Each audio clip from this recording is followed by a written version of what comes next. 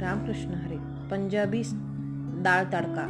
हा डाळ तडका एकदम वेगळ्या पद्धतीचा आहे आणि खायला पण खूप टेस्टी होतो. त्यासाठी 1 वाटी हरभरा डाळ, 1 वाटी तुरीची डाळ, 1 वाटी मसुरीची डाळ आणि 1 वाटी मुगाची डाळ ही स्वच्छ पाण्याने धुवून घेतली. कुकरला थोडेसे खडे मसाला टाकून 2 ते 3 शिट्ट्या करून घेतल्या. त्यानंतर एका कढईमध्ये 1 मोठा चमचा तेल, जिरे, मोहरी आणि 1 बारीक चिरलेला कांदा घालून घेतला. त्यानंतर कोथिंबीर आणि लसणाची पेस्ट थोडीशी घातली.